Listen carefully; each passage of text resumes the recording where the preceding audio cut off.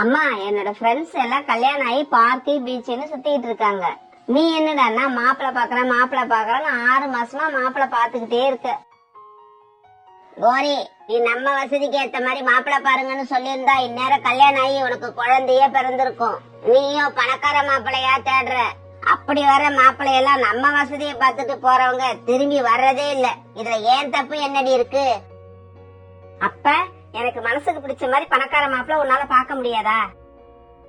இருடி இரு, அவசரப்படாத. இன்னைக்கு புரோக்கர் ஒரு ஜாதகம் எடுத்துக்கிட்டு வரேன்னு சொல்லி இருக்காரு. ஏதாவது கோல்மால் பண்ணியாவது இந்த மாப்பிளைய மடக்கி போட்டுடுவோம். ஒரு சாயங்கால நேரத்துல சோனா, கிளி, காலு 3 பேரும் ஒரு நதிக்கரையில நின்று பேசிட்டு இருந்தாங்க. சிச்சு, கீழே இறங்கு, அம்மாவுக்கு தலைய வலிக்குது. காலண்ணா, உங்களை விட சின்ன வயசு. நாங்களே கல்யாணம் பண்ணி குழந்தைய பெத்துட்டோம். நீங்க ஏன் இன்னும் கல்யாணமே பண்ணிக்காம இருக்கீங்க? இந்த சந்தேகம் எனக்கும் இருக்கு. எப்பதான் நீங்க கல்யாணம் பண்ண போறீங்க? சோனா, என் கல்யாணம் உங்க கல்யாணங்கள் மாதிரி சாதாரண கல்யாணமா இருக்காது. ஏன்னா நான் கனவுல பாத்துக்கிட்டு இருக்க பொண்ணு பெரிய பணக்காரி. அந்த பொண்ணை இன்னும் நேர்ல பாக்காததாலதான் என் கல்யாணம் லேட் ஆகிட்டு இருக்கு. காலண்ணா, உங்ககிட்ட இருக்கிறதோ ஒரே ஒரு பழைய வீடு, அதை தவிர எதுவுமே இல்ல. பணக்கார பொண்ணு உங்களுக்கு எப்படி கிடைப்பாங்கன்னு நினைக்கிறீங்க? சோனா தங்கச்சி, என் மனைவியை நான் தினமும் கனவுல பாத்துக்கிட்டு தான் இருக்கேன். தினமும் பேசிக்கிட்டு தான் இருக்கேன். காலண்ணா, ஒருவேளை உங்க கனவுல வந்த பொண்ணு கிடைக்கவே இல்லனா? அதை எப்படி கிடைக்காம இருப்பாங்க? கிடைச்சிட்டாங்க. காலுவோட கனவு கண்ணி கிடைச்சிட்டாங்க. புரோக்கரு, என்ன சொல்ற நீ? உண்மையாதான் சொல்றேன் காலே. நீ எதிர்பார்க்கிற மாதிரியே பணக்கார வீடு, எல்லா வசதியும் இருக்கு. ஒரே பொண்ணு, இத தாண்டி என்ன வேணும் உனக்கு? ஆமா, இவ்வளவு வசதி உள்ள பொண்ணு எனக்கு கொடுப்பாங்களா? இங்க பாரு, சோனா குருவி கிட்ட இருந்து ஃப்ரிட்ஜ், கிளி கிட்ட இருந்து வாஷிங் மிஷின், இந்த மாதிரி எல்லாத்தையும் தெரிஞ்சவங்க கிட்ட இருந்து வாங்கி வீட்டுல வை. கல்யாணம் முடிஞ்ச உடனே எல்லா பொருட்களையும் திருப்பி கொடுத்துடலாம். ஆமா, கல்யாணத்துக்கு அப்புறம் இதெல்லாம் பொண்ணுக்கு தெரிஞ்சு பிரச்சனை பண்ணனா? சோனா தங்கச்சி, கல்யாணத்துக்கு முன்னாடி இதெல்லாம் தெரிஞ்சாதான் அது பிரச்சனை. கல்யாணத்துக்கு அப்புறம் தெரிஞ்சா அது குடும்ப சண்டை. என்ன கோரி அம்மா, நான் சொன்னதெல்லாம் ஞாபகம் இருக்கா? இருக்கு. வீட்டுக்கு தேவையான எல்லா எலக்ட்ரிக் பொருள்களையும் யாருக்கிட்டயாவது கடன் வாங்கி வீடு பூரா வச்சிருக்கணும், அதுதானே? கரெக்ட், அவ்வளவுதான். அப்புறம் எனக்கு வர வேண்டிய கமிஷனை கரெக்டா கொடுத்துடணும். புரோக்கரே, கல்யாணம் என் மக மனசுபடி நல்லபடியா நடந்து முடியட்டும். பேசுறபடி உன் கமிஷனை கொடுத்துருவேன். அப்புறம் மாப்பிள்ளைக்கு சொந்தம்னு யாரும் கிடையாது. பெரிய வீடு, சொந்தமா காரு, பெரிய திராட்சை தோட்டம், இப்படி அவர்கிட்ட ஏகப்பட்ட சொத்து இருக்கு. அம்மா, என் கனவுல அவரை நான் தினமும் ஒரு திராட்சை தோட்டத்துலதான் பாப்பேன். இப்பதான் தெரியுது அது கூட அவருதுதான் போல இருக்கு. சரி சரி, நான் போய் மாப்பிள்ளை வீட்டுல சொல்லி நாளைக்கே வர சொல்றேன். நீங்க நான் சொன்ன மாதிரி எல்லா ஏற்பாடையும் பண்ணிடுங்க. மறுநாள் பொழுது விழுந்துச்சு. கோரி, என்னடி மசன்னு நின்னுட்டு இருக்க? சீக்கிரம் போய் நதியில குளிச்சிட்டு வா, மாப்பிள்ளை வீட்டுக்காரங்க வந்துருவாங்க. கோரி போய் குளிச்சுட்டு வந்து ரெடி ஆகவும் வாசல்ல கார் சத்தம் கேட்கவும் சரியா இருந்தது. எங்க காலாண்டனுக்கு எந்த குறையும் இல்ல. யாரையும் கஷ்டப்படுத்த கூடாதுன்னு நினைக்கும். மத்தவங்களுக்கு உதவி செய்யற குணமும் உண்டு. காலாண்டன் கிட்ட உள்ள ஒரே ஒரு சின்ன குறை என்னன்னா கொஞ்சம் சோம்பேறியா இருக்கும், அவ்வளவுதான். சொத்து அதிகமா இருக்கிறவங்க சோம்பேறியா இருந்தா அது தப்பே இல்ல. சொத்து அதிகமா இருக்கா? யாருக்கு? என்ன மாப்பிள்ள, யாருன்னு கேக்குறீங்க? உங்களை பத்தி தானே பேசிக்கிட்டு இருக்கோம். காலு மாப்பிள்ளைக்கு புகழ்ச்சியே பிடிக்காது. யாராவது தன்னை புகழ்ந்து பேசினா இப்படித்தான், தனக்கு சம்பந்தம் இல்லாத மாதிரியே பேசுவாரு. நாங்களும் சாதாரண ஆள் இல்ல. எங்க வீட்டை பார்த்தாலே தெரிஞ்சிருக்குமே எவ்வளவு பொருட்கள் இருக்குன்னு. இன்னும் நிறைய பொருட்கள் வைக்க இடம் இல்ல. பக்கத்து வீட்டுல கொடுத்து வச்சிருக்கோம்னா பாத்துக்கோங்களா. பணக்கார இடம் பணக்கார இடத்தோட சேர்ந்துடுச்சு. இனிமே எப்பவும் சந்தோஷம்தான். எல்லார் முன்னாடியும் காலுக்காகத்துக்கும் கோரிக்காகத்துக்கும் கல்யாணம் கோலாகலமா நடந்தது. கல்யாணம் முடிஞ்ச உடனே கோரிக்காகத்தை அழைச்சுக்கிட்டு காலுக்காகம் தன்னோட வீட்டுக்கு போச்சு. அதேங்கப்பா, வீடு பூரா எவ்வளவு பொருட்கள் இருக்கு. நம்ம வீட்டுல இருந்த பொருள் எல்லாம் மத்தவங்களோடது. இதெல்லாம் அப்படி இல்ல, எல்லாமே எனக்கு சொந்தமானது. வீட்டை பார்த்துட்டு பிரமிச்சு போய் நிக்கிற. அது ஒண்ணுமில்ல காலேஜி, நம்ம வீட்லயே இவ்வளவு பொருட்கள் இருக்கு. இது எல்லாத்தையும் நான் ஒருத்தியே தொடச்சி சுத்தம் பண்ணி பாதுகாக்கணும் தானே. அத பத்தி தான் யோசிச்சிட்டு இருந்தேன். கோரி, உனக்கு அந்த கவலையே வேண்டாம். நீ நாளைக்கு காலையில எழுந்திருச்சு பார்க்கும்போது எந்த பொருளுமே இங்க இருக்காது. கொடுத்தவங்க வந்து எடுத்துக்கிட்டு போயிருப்பாங்க. காலேஜி, நம்ம திராட்சை தோட்டத்தை எப்ப போய் பாப்போம்? எனக்கு திராட்சைனா ரொம்ப இஷ்டம். திராட்சை தோட்டத்தை போய் பாக்குறத பத்தி நாளைக்கு காலையில யோசிப்போம். இப்படி பேசிக்கிட்டே காலுக்காகவும் கோரிக்காகவும் தூங்கிட்டாங்க. மறுநாள் பொழுது விழுந்துச்சு.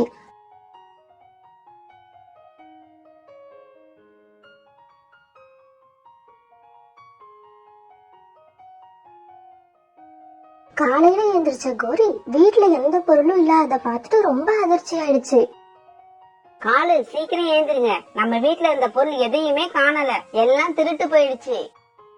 கோரி, திருட்டு போயிடுச்சுன்னு கத்தாத. எந்த பொருளும் திருட்டு போகல. அவங்க பொருளை அவங்க வந்து எடுத்துட்டு போயிருப்பாங்க. அப்ப எதுவுமே உங்க சொந்த பொருள் இல்லையா? ஐயோ, நான் அப்படி சொல்லல கோரி. எல்லா பொருட்களையும் எடுத்துட்டு போய் சர்வீஸ் பண்ண சொல்லியிருந்தேன். ஃப்ரிட்ஜ் மெக்கானிக் வந்து ஃப்ரிட்ஜை எடுத்துட்டு போயிருப்பான். வாஷிங் மிஷின் மெக்கானிக் வந்து வாஷிங் மிஷின் எடுத்துட்டு போயிருப்பான். இப்படி அவங்க சர்வீஸ் பண்ற பொருளை அவங்க வந்து எடுத்துட்டு போயிருப்பாங்கன்னு சொல்ல வந்தேன். அப்படியே காலேஜி, நான் ரொம்ப பயந்துட்டேன். சரி வாங்க, நாம திராட்சை தோட்டத்தை போய் பார்த்துட்டு வருவோம். கோரி, எனக்கு இன்னைக்கு ஒரு முக்கியமான வேலை இருக்கு. திராட்சை தோட்டத்துக்கு இன்னொரு நாள் போகலாமே. காலேஜி, அதெல்லாம் முடியாது. எந்த வேலையா இருந்தாலும் நாளைக்கு பாத்துக்கலாம். இன்னைக்கு திராட்சை தோட்டத்துக்கு போயே ஆகணும். வேற வழியே இல்லாம கோரிக்காகத்து கூட கிளம்புன காலுக்காகவும் ஒரு மரத்துல வந்து உட்காந்துச்சு. கோரி, அதோ தெரியுது பார், அங்க இருக்கிறது தான் நம்ம திராட்சை தோட்டம். என்ன காலேஜி, யாரோட தோட்டத்தையும் காட்டுற மாதிரி இங்க இருந்து காட்டுறீங்க? வாங்க, நம்ம தோட்டத்துக்குள்ள போவோம். கோரி, உன்கிட்ட சொல்றதுக்கு என்ன? ரொம்ப நாளா என்கிட்ட ஒரு காவக்காரன் வேலை பாக்குறான். இப்ப கொஞ்ச நாளா அவனுக்கு மனநிலை சரியில்லை. வர்றவங்க போறவங்க எல்லாத்தையும் தோட்டம் என்னோடதுன்னு சொல்லிக்கிட்டு இருக்கான். இப்படி உள்ளவரை எதுக்கு வேலையில வச்சிருக்கீங்க? வேலையை விட்டு எடுத்துட்டு வேற ஆளை போட வேண்டியதானே? அவன் என்கிட்ட ரொம்ப வருஷமா வேலை பாக்குறான். அதுவும் இல்லாம குடும்பத்தோட வேற இருக்கிறான். மனசு கேட்கல. அதுதான் அவனையே வேலைக்கு வச்சிருக்கேன். இப்ப நாம போனோம்னா அவன் மனைவி என்ன பார்த்து அழ ஆரம்பிச்சிடும். அதனாலதான் நான் இன்னைக்கு போக வேண்டாம்னு சொல்றேன். இன்னொரு நாள் பாத்துக்கலாம். காலேஜி, அப்ப ஒண்ணு பண்ணுவோம். நீங்க வேலை இருக்குன்னு சொன்னீங்கல்ல, நீங்க போய் அத பாருங்க. நான் போய் தோட்டத்தை பாத்துட்டு வரேன். இதுக்கு மேல உன் இஷ்டம் கோரி. நான் ஒன்னும் சொல்றதுக்கு இல்ல. இப்படி சொல்லிட்டு கோரிக்காக வேகமா பறந்து திராட்சை தோட்டத்துக்கு போச்சு. கோரிக்காக அங்க போறப்ப அந்த திராட்சை தோட்டத்தோட சொந்தக்காரர் பாபா புறாவும் அவர் மனைவியும் அங்க பேசிக்கிட்டு இருந்தாங்க. யாருமா நீ? எனக்கே நேத்து தான் கல்யாணம் ஆச்சு, என்ன போய் அம்மாங்கிறீங்க? உனக்கு என்னைக்கு கல்யாணம் ஆனா எனக்கு என்ன? எதுக்கு இங்க வந்த? யார பாக்கணும்? நீங்க இப்படி கேப்பீங்கன்னு எனக்கு நல்லாவே தெரியும். இருந்தாலும் சொல்றேன், நான் தான் இந்த திராட்சை தோட்டத்து ஓனரோட மனைவி. என்னங்க, யாரு இது? இவங்க திராட்சை தோட்டத்து ஓனரோட மனைவினா அப்ப நான் யாரு? ராணி, நீ கொஞ்சம் பொறுமையா இரு. இவங்க என்ன சொல்றாங்கன்னு எனக்கே புரியல. இப்ப நான் தெளிவா விசாரிக்கிறேன். இங்க பாருமா, இந்த திராட்சை தோட்டத்துக்கு நான் தான் ஓனர். நீங்க இப்படி சொல்லுவீங்கன்னு எனக்கு நல்லாவே தெரியும். அதுக்காக நான் உண்மையை சொல்லாம இருக்க முடியாது. இந்த தோட்டத்து ஓனரோட மனைவி நான் தான். இதுக்கு மேல இங்க நிக்கவே அசிங்கமா இருக்கு, நான் போறேன். இப்படி சொல்லிட்டு பாபா புறாவோட மனைவி ராணி பறந்து போயிடுச்சு. நல்லா இருந்த குடும்பத்துல குழப்பத்தை உண்டாக்கிட்டியே, இப்ப உன்னை என்ன பண்ற பாரு. இப்படி சொன்ன பாபா புறா குச்சியை எடுத்து கோரிய அடி வெளுத்து வாங்கிடுச்சு. இப்படி அழுதுகிட்டே போன கோரிக்காகவும் சோனா குருவியையும் கிளியும் பார்த்த உடனே அவங்க கிட்ட போச்சு. கோரி அண்ணி, என்ன அழுதுகிட்டே வரீங்க? என்ன ஆச்சு? கோரி திராட்சை தோட்டத்துக்கு போனது, அங்க நடந்தது, இப்படி எல்லாத்தையும் தெளிவா சோனா குருவி கிட்டையும் கிளிக்கிட்டையும் சொல்லுச்சு. இதையெல்லாம் கேட்ட சோனா குருவிக்கும் கிளிக்கும் என்ன சொல்றதுன்னே தெரியல. இதுக்கப்புறம் கோரி கிட்ட உண்மையை சொல்றதுதான் நல்லதுங்கிற முடிவுக்கு வந்தாங்க. கோரி அண்ணி, நாங்க உங்ககிட்ட ஒரு உண்மையை சொல்றோம். இப்படி சொல்லிட்டு சோனா குருவியும் கிளியும் காணுவ பத்தின எல்லா உண்மையையும் கோரி கிட்ட தெளிவா எடுத்து சொன்னாங்க. கோரி அண்ணி, ஆனா காளான ரொம்ப நல்லவங்க, உங்களை சந்தோஷமா வச்சுப்பாங்க. இப்படி பணக்காரருன்னு பொய் சொல்லி கல்யாணம் பண்ணதுக்காக எங்க அண்ணனை விட்டுட்டு போயிடாதீங்க. இதுவரைக்கும் அழுதுகிட்டு இருந்த கோரி சோனா இப்படி சொல்லி முடிச்சதும் சிரிக்க ஆரம்பிச்சது. சோனா, காலேஜ் மட்டும் இல்ல, நாங்க சொன்னதும் பொய் தான். அன்னைக்கு எங்க வீட்ல நீங்க பார்த்த எந்த பொருளும் எங்களோடது கிடையாது, அக்கம் பக்கத்துல வாங்கினது. இப்ப இதையெல்லாம் கேட்டுக்கிட்டே காலுக்காகவும் அங்க வந்துச்சு. அப்பாடா, எப்படி உண்மையெல்லாம் கோரி கிட்ட சொல்றதுன்னு தவிச்சுக்கிட்டு இருந்தேன். ஆனா இப்ப கோரியும் என்ன மாதிரிதான்னு தெரிஞ்ச உடனே ரொம்ப சந்தோஷமாயிடுச்சு. இப்ப 2 கோல்மாலும் ஒன்னா சேர்ந்துடுச்சு போல இருக்கு. இததான் மேட் ஃபார் ஈச் அதர்னு சொல்லுவாங்களோ. கோரிக்காகத்துக்கும் காலுக்காகத்துக்கும் கல்யாணம் ஆகி இன்னும் 2-3 நாள்ல ஒரு வருஷம் ஆக போகுது. 2 பேருமே காதலிச்சு கல்யாணம் பண்ணிக்கிட்டாங்க.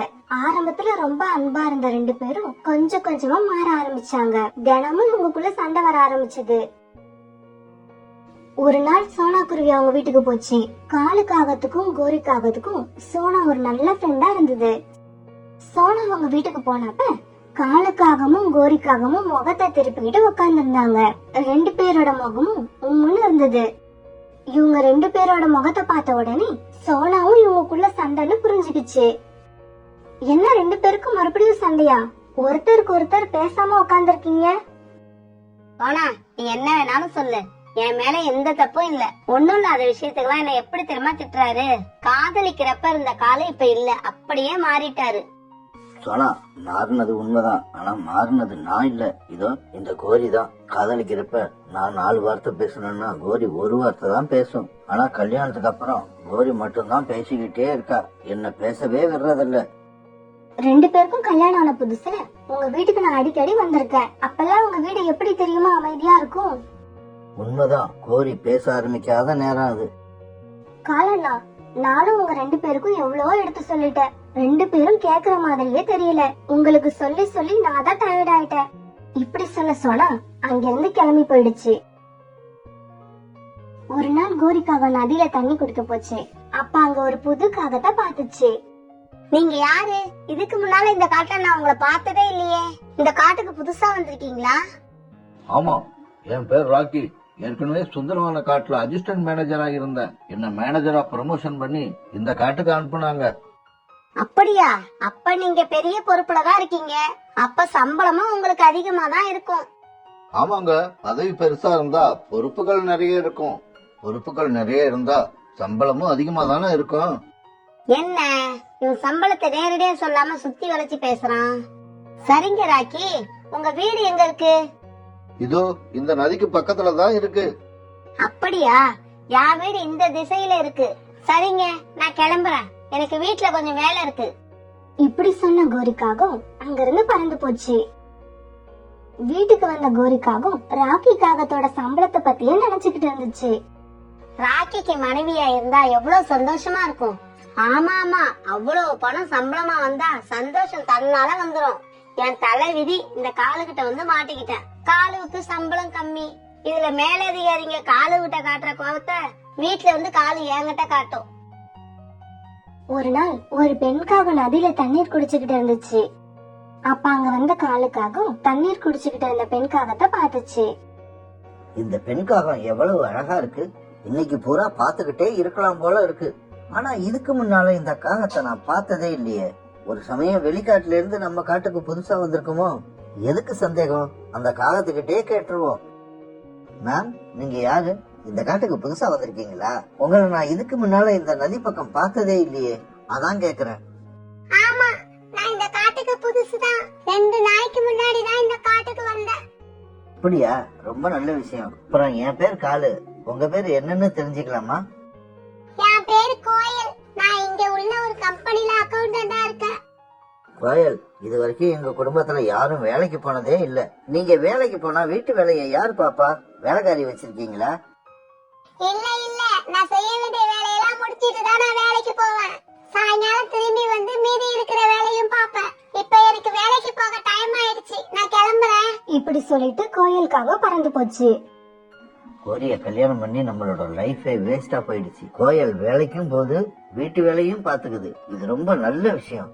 நமக்கும் இப்படி ஒரு மனைவி கிடைச்சிருந்தா எப்படி இருந்திருக்கும். ஆமா, மனைவியும் வேலைக்கு போயிட்டு வந்தா சாயங்காலம் அவளும் களைச்சு போய் தான் வருவா. நம்ம கிட்ட சண்டை போட எனர்ஜி இருக்காது. ஆனா கோரி நல்லா சாப்பிட்டு சாப்பிட்டு தூங்கிட்டு சாயங்காலம் எழுந்திருச்சு புருஷன் எப்ப வருவான் சண்டை போடலாம்னு வெயிட் பண்ணிக்கிட்டு இருக்கா. இப்படியே சில நாட்கள் நகர்ந்துச்சு. இன்னொரு நாள் கோரிக்காகத்துக்கும் காலுக்காகத்துக்கும் மறுபடியும் ஒரு நாள் சண்டை வந்தது. கோரி, பேச்ச நிறுத்து. என்னால எவ்வளவு முடியுமோ அந்த அளவு பொறுத்து போயிட்டேன். இனிமே என்னால பொறுக்க முடியாது. நாம 2 பேரும் பிரிஞ்சிருவோம், அதுதான் நல்லது. நான் வேற கல்யாணம் பண்ணிக்க போறேன். பொண்ணு கூட பாத்துட்டேன். அவளையே கல்யாணம் பண்ணிக்கிட்டு புது வாழ்க்கைய ஆரம்பிக்க போறான். இந்த விஷயத்த தான் நானும் சொல்லணும்னு நினைச்சிட்டு இருந்தேன். நீங்க முந்திக்கிட்டீங்க. நானும் மாப்பிளைய பாத்துட்டேன். நீங்க கல்யாணம் பண்ற அதே முகூர்த்தத்துல நானும் கல்யாணம் பண்ண ரெடியா இருக்கேன். நிம்மதியான வாழ்க்கை வாழணும்னு எனக்கு மட்டும் ஆசை இருக்காதா என்ன? அவரு பெரிய மேனேஜர், கை நிறைய சம்பாதிக்கிறாரு. இவங்க இப்படி பேசிக்கிட்டு இருக்கும் போதே அங்க சோனா குருவி வந்துச்சு. என்ன கோரி அக்கா, உங்க 2 பேருக்கும் கல்யாணம் ஆகி நாளையோட 1 வருஷம் ஆக போகுது. எனக்கு என்ன ட்ரீட் கொடுக்க போறீங்க? என்னது, எங்க கல்யாணம் முடிஞ்சு 1 வருஷம் தான் ஆக போகுதா? எனக்கு என்னவோ பல வருஷங்கள் ஆன மாதிரி இருக்கு. அப்புறம் சொன்னா, இந்த கோரி கூட இந்த 1 வருஷம் வாழ்ந்ததே பெரிய விஷயம். இதுவே ஒரு சாதனை. இந்த சாதனைக்கு நீங்க எல்லாம் சேர்ந்து எனக்கு தான் ஏதாவது பரிசு கொடுக்கணும். பாத்தியா சொன்னா எப்படி பேசுறாருன்னு? இப்படி பேசினா யாருக்காவது கூட வாழணும்னு ஆசை வருமா? நான் முடிவு பண்ணிட்டேன் சொன்னா, நான் வேற கல்யாணம் பண்ணிக்க போறேன். மாப்பிள்ளையும் பாத்துட்டேன். அவர் பேரு ராக்கி, பெரிய வேலையில இருக்காரு, எக்கச்சக்கமா சம்பாதிக்கிறாரு. சொன்னா, கோரிக்கு கல்யாணம் நடக்க போகுதோ இல்லையோ, எனக்கு கல்யாணம் ஆக போறது நிச்சயம். பொண்ணு எப்படி தெரியுமா? வேலைக்கும் போவா, வீட்டையும் நோனிச்சுப்பா. அது பேரு கோயல். அதோட வீடு நதிக்கு பக்கத்துல தான் இருக்கு. கோயல் முகத்தை பார்த்தாலே தெரியுது, ரொம்ப அமைதியான பொண்ணு. அது கண்டிப்பா கோரி மாதிரி சண்டை போடாது. காலண்ணா, உங்களுக்கு நாளைக்குதான் ஃபர்ஸ்ட் வெட்டிங் டே வருது. அதுக்குள்ள 2 பேரும் 2வது கல்யாணத்தை பத்தி பேசுறது எனக்கு கொஞ்சம் கூட பிடிக்கல. பழைய சண்டையெல்லாம் மறந்துட்டு நாளையில இருந்து 2 பேரும் புது வாழ்க்கைய ஆரம்பிங்க. சின்ன சின்ன சண்டையெல்லாம் பெருசுப்படுத்தாதீங்க. சோனா இப்படி சொல்லிட்டு இருக்கும் போது காலுக்காகவும் கிளம்பி வெளியில போயிடுச்சு. சரி கோரி அக்கா, நீங்க யாரையோ கல்யாணம் பண்ண போறேன்னு சொன்னீங்கல்ல, அவங்க வீடு எங்க இருக்குன்னு சொல்லுங்க. அது எப்படிப்பட்டதுன்னு போய் பாக்குறேன். நதிக்கு பக்கத்துலதான் ஒரு வீடு இருக்கு. வீடு ரொம்ப புதுசா இருக்கும். நான் கூட இது வரைக்கும் அவர் வீட்டுக்கு போனது இல்ல. இத கேட்டுக்கிட்ட சோனா இப்ப ராக்கி வீட்டை நோக்கி பறந்து போச்சு. உங்க பேர் தான் ராக்கிக்காகமா? ஆமா, என் பேர் தான் ராக்கி. ஆமா, நீங்க யாரு? என் பேரு சோனா. நான் எதுக்காக வந்திருக்கேங்கறது உங்ககிட்ட அப்புறமா சொல்றேன். ஆமா, இவங்க யாரு? இதுவா? இது என்னோட மனைவி. இவங்க பேரு கோயல். நாங்க 2 பேருமே இந்த காட்டுக்கு வந்து கொஞ்ச நாள் தான் இருக்கோம். நாங்க 2 பேருமே வேலை பாக்குறோம். ரொம்ப நல்லது. உங்களை சந்திச்சதுல எனக்கு ரொம்ப சந்தோஷம். கோயல், இந்த காட்டுக்கு வந்ததுக்கு அப்புறம் காலுங்கிற காகத்தை நீங்க எங்கேயாவது சந்திச்சீங்களா? ஆமா, சந்திச்சேன். நதிக்கு நீர் குடிக்க போயிருந்தப்ப பார்த்தேன். அப்ப அது தன்னோட பேரு காலுன்னு சொன்னதா ஞாபகம். கோரிக்காகம் பார்த்த மாப்பிளையும் காலு பார்த்துதான் சொன்ன பொண்ணும் இவங்க 2 பேரும் தானு சோனா குருவிக்கு இப்ப நல்லா புரிஞ்சு போச்சு. ராக்கி, கோமல், 2 பேரும் நான் சொல்ல வர விஷயத்த நல்லா கேட்டுக்கோங்க. எனக்கு காலுக்காகவும் கோரிக்காகன்னு 2 நண்பர்கள் இருக்காங்க. 2 பேரும் கணவன் மனைவி. அவங்களுக்கு கல்யாணம் ஆகி நாளையோட சரியா 1 வருஷம் ஆகுது. அவங்க 2 பேருக்கும் அடிக்கடி சண்டை போட்டுக்கிட்டு இப்ப 2 பேரும் ஒருத்தருக்கு ஒருத்தர் பிரிஞ்சு வேற கல்யாணம் பண்ற அளவுக்கு போயிட்டாங்க. அவங்க உங்க 2 பேரையும் தனித்தனியா சந்திச்சதால நீங்க கணவன் மனைவிங்கிறது தெரியாம உங்களை கல்யாணம் பண்ண ஆசைப்படுறாங்க. இந்த நிலைமையில எனக்கு என்ன செய்யறதுன்னே தெரியல. சோனா, நீங்க சொல்ற விஷயம் சாதாரணமா நிறைய குடும்பங்கள்ல நடக்கிற விஷயம் தான். அவ்வளவு ஏன், என் குடும்பத்துல கூட 6 மாசத்துக்கு முன்னாடி இதே விஷயம் தான் நடந்தது. நாங்க ஒருத்தரை ஒருத்தர் சரியா புரிஞ்சுக்காததுதான் அதுக்கு காரணம். நீங்க ஒண்ணு பண்ணுங்க, நான் சொல்ற இடத்துக்கு அவங்க 2 பேரையும் வர சொல்லுங்க. நான் உங்களுக்கு எடுத்து சொல்லி புரிய வைக்கிறேன்.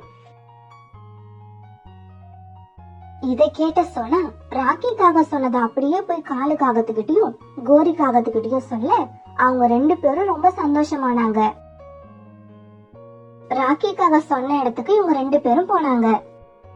அங்க போன இவங்க அங்க ராக்கிக்காகவும் கோயிலுக்காகவும் நிக்கிறத பார்த்தாங்க. அவங்க 2 பேரும் ஒன்னா நிக்கிறத பார்த்த காலுக்காகத்துக்கும் கோரிக்காகத்துக்கும் எதுவுமே புரியல. பிறகு காலுக்காகத்தையும் கோரிக்காகத்தையும் பார்த்த ராக்கிக்காக இப்படி பேச ஆரம்பிச்சது.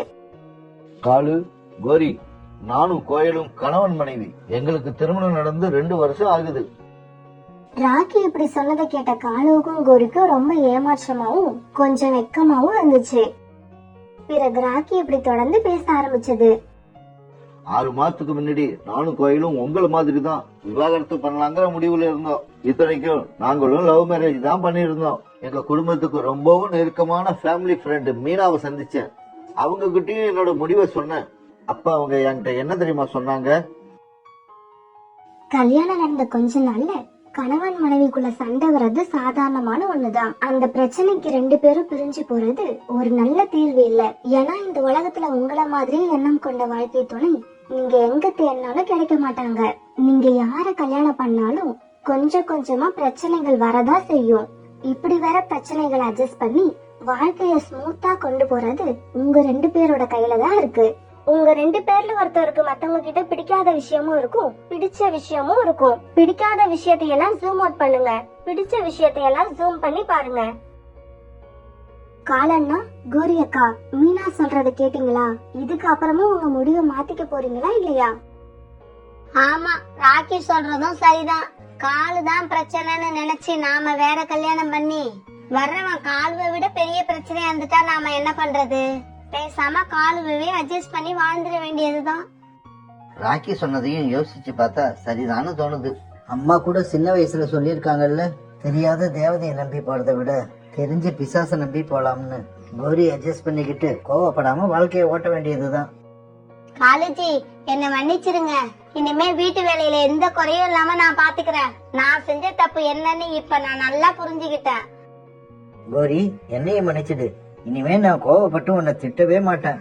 எதுவா இருந்தாலும் அன்பா சொல்லியே உனக்கு புரிய வைப்பேன்.